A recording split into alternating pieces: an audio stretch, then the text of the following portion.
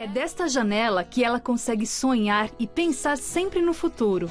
Quem vê esta imagem nem imagina o que já passou. Pode vir desafio, pode vir adversidade, pode vir o que for, que a gente passa por cima com muita determinação, garra, fé, coragem e muita esperança, que aí a gente vence todos.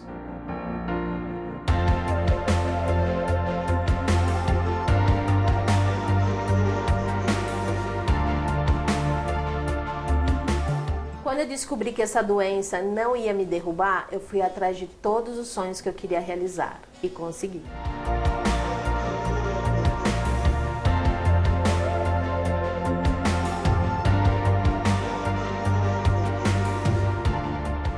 Yara Roca, 54 anos, chegou ao mundo depois de um incêndio que tirou a vida do seu pai biológico e fez com que sua mãe a entregasse para adoção com apenas 5 dias de vida, para um casal que não podia ter filhos. Aí, aos 14 anos, ela viu seu pai adotivo morrer bem ali na sua frente em pleno Natal.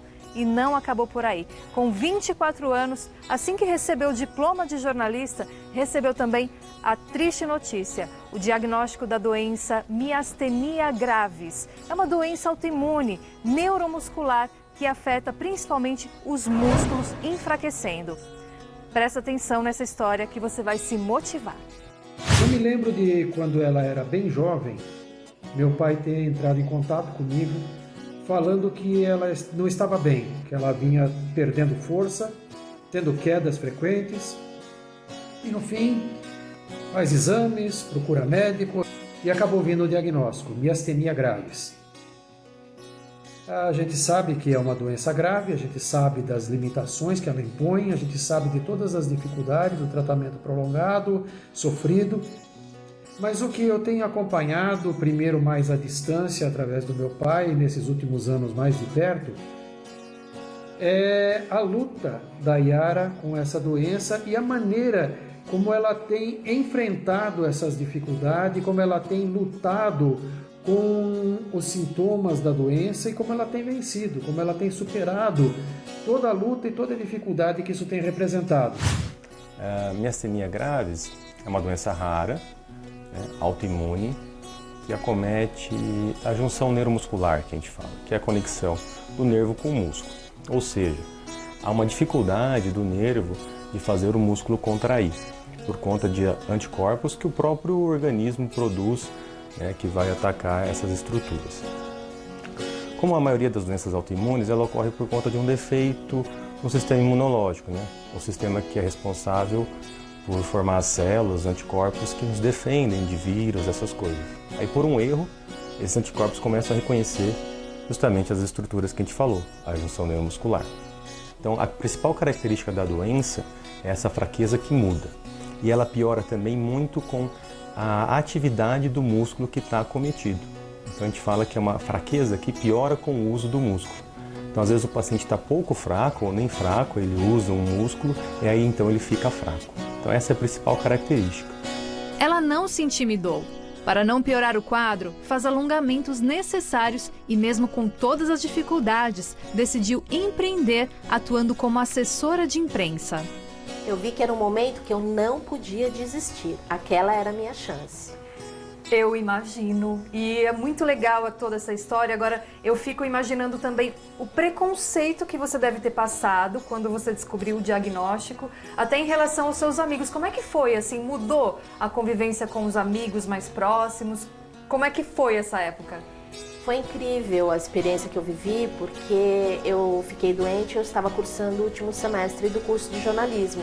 E eu tinha minha turma, minhas amigas, tal, há anos vivendo com essas pessoas, todos os dias, E quando eu fiquei doente, elas me abandonaram completamente, todas elas, sem exceção. E eu passei por essa doença, no início foi assim muito grave mesmo, eu fiquei muito assustada. E eu passei sozinha, sem amigos, só com meus familiares e com Deus, Mas, logo em seguida, no ano seguinte, eu conheci jovens de uma igreja e aí esses jovens passaram a ser meus novos amigos. E no trabalho, também teve, assim, alguma mudança de amizade? Como é que foi? Porque você trabalhava numa grande emissora de TV nessa época, e aí você saiu por conta do diagnóstico, e aí como é que foi essa transição? Então, eu trabalhava numa emissora grande, aí eu pedi as contas para poder fazer os exames e me submeter ao tratamento. E aí eu fiquei 2 anos realmente muito doente, né, fazendo tratamento, eu fiz uma timeectomia, né, tirei o timo, e aí até ficar boa, né, para poder voltar a trabalhar, eu comecei a fazer assessoria de imprensa da minha cama mesmo, né? Eu comecei assessorando os donos de uma igreja evangélica, né? Você hoje... não conseguia... Como é que estava a movimentação? Você não movimentava nenhuma parte do corpo? Como é que era isso? Então, era assim, eu deitava, né? Eu ficava deitada a maior parte do tempo, porque eu não conseguia, não tinha força para segurar o pescoço, a cabeça em cima do pescoço. E aí eu ditava para minha mãe, deitada na cama, eu ditava o texto do release, minha mãe escrevia num pedaço de papel. A minha irmã, que é deficiente intelectual e auditiva, ela sabia escrever na máquina elétrica, então ela passava esse texto na máquina, ela levava na cama para eu olhar, né, para ver se estava tudo ok. E aí ela passava por fax para as redações dos veículos de comunicação. E minha mãe colocava o telefone assim, né? E eu negociando com os jornalistas das redações para o meu cliente virar notícia. Não, é fantástico isso, porque assim, é a prova de que quando a pessoa quer, ela faz, ela encontra uma forma, um jeito. E ainda bem que você tinha sua mãe, né, que te ajudou tanto, a sua irmã que te ajuda tanto também. Então, eu sempre pude contar com a minha mãe e com a minha irmã, né? Então, graças a Deus, essa era a minha equipe. A minha empresa é a minha equipe. No meu caso, eu tinha as duas, que faziam 80% do trabalho. E com um pingo de força que ainda me restava no meu corpo, eu consegui fazer o resto. E a gente conseguiu, então, montar uma assessoria de imprensa dessa forma. Conheço a Yara há muitos anos. Ela sempre, mesmo com essa doença que ela já tem há muito tempo, ela sempre foi guerreira, ela tem uma coragem. Ela ministrou cursos, ficava tipo 5, 6 horas em pé nesses cursos. E estava lá, firme. Eu conheço a Yara Roca há muitos e muitos anos. Deve fazer mais de 20 anos. Foi antes do meu filho nascer que nós nos conhecemos. Já naquela época, ela enfrentava essa doença. Eu lembro que quando ela me contou, eu não sabia o que era, ela me explicou.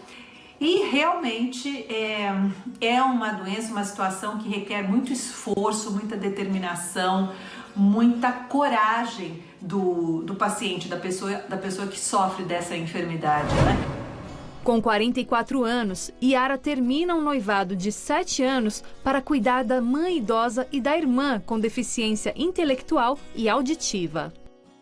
Eu amava esse noivo, estava me preparando, sonhando em casar com ele. E a minha mãe estava ficando idosa, né? E eu não estava percebendo, a gente nunca acha que a mãe vai morrer, né? E minha mãe já estava com 80 e poucos anos e tal. E a minha irmã, ela brigou com o namorado que ela tinha, outro deficiente como ela.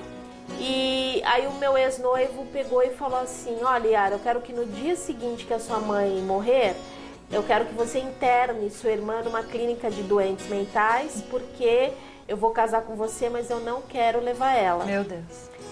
Foi isso que eu falei, meu Deus. Imagino. Né? E ali eu fui tomada por uma coragem, né, tão grande, e eu fui movida por um amor fraterno muito forte que me uniu à minha irmã, que eu falei pra ele: olha, ex-irmã não existe, mas ex-noivo existe a partir de agora. Tchau. Após a decepção amorosa, adoece gravemente e, movida pela fé, sabedoria e esperança, enfrenta com coragem uma depressão e passa por uma EQM, experiência de quase morte. Depois da depressão, ou nesse período da depressão? Foi durante o período da depressão, eu estava dormindo, né, umas 3 horas da madrugada, de repente fechou minha glote e eu não conseguia puxar o ar, não vinha ar de canto algum, e eu puxava e não vinha, e eu fiquei por volta de acho que uns 3 minutos sem respirar e desfaleci na cama da minha mãe, né? E quando ela teve o ímpeto de apertar meu diafragma, e aí eu voltei, né? Fui voltando aos poucos a respirar. Você ficou quanto tempo sem respirar? Eu acho que uns 3 minutos, né? Porque foi pra mim parecia 20 Uma anos, eternidade. né? Uma eternidade.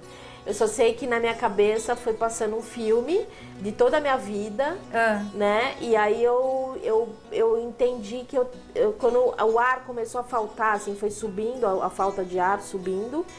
E aí quando eu vi que estava faltando já a minha visão, já não estava conseguindo enxergar, antes de desfalecer na cama da minha mãe, eu fiz contato com uma força que estava dentro de mim, que é essa força que me mantém viva, essa força que me move, essa força que determina a hora que a gente vem ao mundo e a hora que a gente sai do mundo. E eu chamo de Deus, né? De amor. E eu acessei essa força que eu vi que estava viva e pulsando dentro de mim, essa força. E aí eu falei mentalmente, me dá uma chance, me faz voltar e eu vou fazer diferente. A minha vida vai te orgulhar. Você fez uma promessa ali. Fiz uma promessa para Deus mentalmente, um trato. Tá. E eu percebi que eu confiei em Deus, né? Eu fiz essa promessa, confiei, entreguei o meu controle. O que eu pensava que eu tinha total, né, sobre a vida, a gente não tem controle sobre a vida. Quem tem controle sobre a vida é um só, e o nome dele é Deus.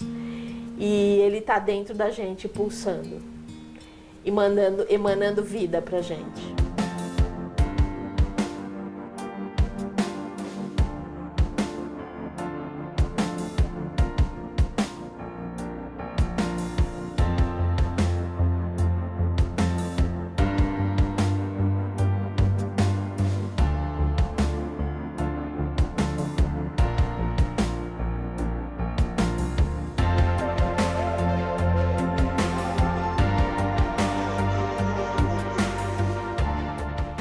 Hoje, ela tem 27 anos de carreira na área de comunicação e 8 anos de carreira como especialista em inovação humana.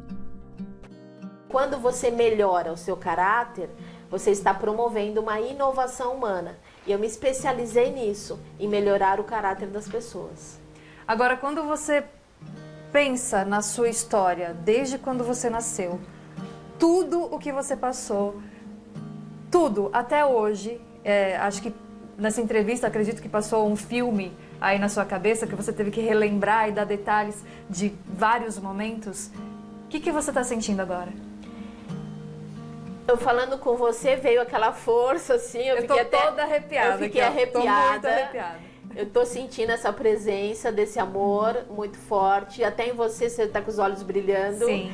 Né? Eu acho que eu consigo acessar essa força hoje mais facilmente, porque eu passei por esse endereço, eu sei onde ela habita dentro de nós, e eu quero passar isso para as pessoas. Eu não consigo viver um dia sem falar do caráter, sem falar da importância da gente fortalecer as nossas forças de caráter, porque para algumas pessoas, então no meu caso eu estava com a força do caráter do autocontrole enfraquecida, no meu caso, né?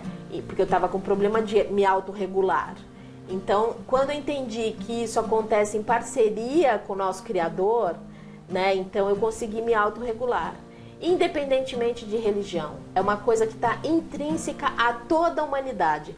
Todos os 8 bilhões de seres humanos que habitam esse planeta, tendo religião ou não tendo, eles têm força de caráter dentro deles. E é isso que nos torna um.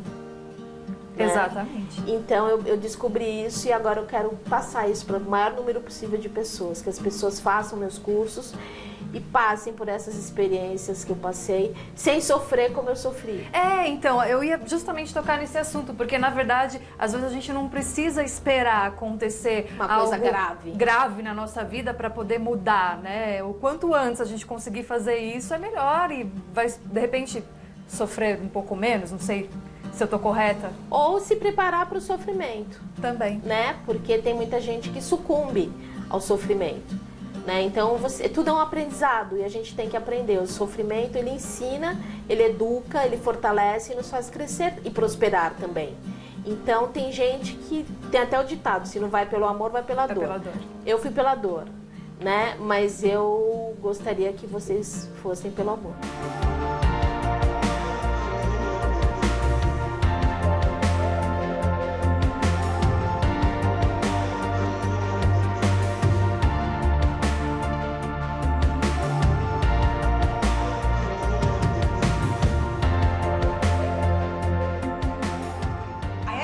Para mim é uma pessoa de muita fé, de muita garra, uma pessoa batalhadora, uma pessoa extremamente criativa e uma pessoa que soube se reinventar com o passar do tempo. Ela é uma pessoa que não desiste jamais e eu tô com ela. Quem é Yara Roca para mim? Para mim é uma guerreira que tem uma usina de ideias na cabeça. Só isso. Yara, eu só tenho a agradecer.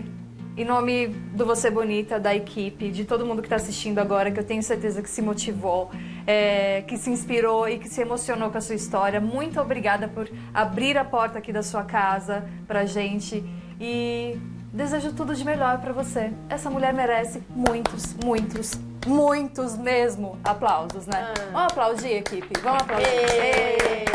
Você merece. Obrigada. Essa foi a Yara, mulher guerreira, determinada a superar cada obstáculo em sua frente. Ela nos mostra que só depende da gente superar e transformar nossos próprios caminhos em felicidade.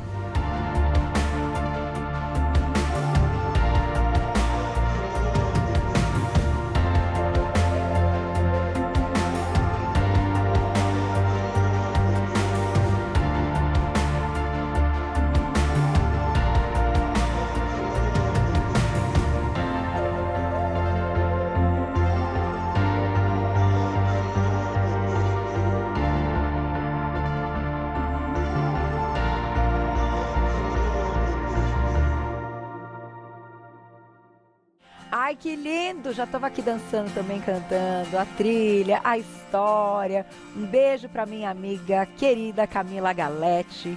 Parabéns mais uma vez pela entrevista. Um beijo para Yara. É muito bacana esse fechamento, né? A gente conseguir fechar com essa mensagem. E você citou uma frase que vai ficar na minha cabeça e espero que fique também. Que muitas vezes eu diria, todas, a gente não quer sofrer, né? Sofrer é difícil. Mas o sofrimento fortalece, né? Cria aquela casca. É assim que a gente entende que há uma superação. Quando a gente passa por cima, olha para trás e fala, puxa vida, como eu cresci, como eu amadureci e a história vai continuar acontecendo, ó. Um beijo para você. A Yara é jornalista inteligentíssima. Eu vou deixar o Instagram dela para quem quiser. É o @Yara com Y _Roca. R-O tem 2 Cs e a letra A no final, para quem quiser conhecer mais lá nas redes sociais. O e-mail dela yara.roca@gmail.com e Camila Galete também no Instagram @Camila Galete, tudo junto. Ó. Um beijo para você. O quadro Superação é uma vez por mês, às terças-feiras, aqui no nosso Você Bonita. Tô gostando muito. Beijo. Parabéns pra Lígia, parabéns pra edição. É da Adri, não é, Gláucia? Ficou lindíssima pros meninos, ficou tudo lindo. Parabéns, redondinho. Que bacana. A gente fica sempre...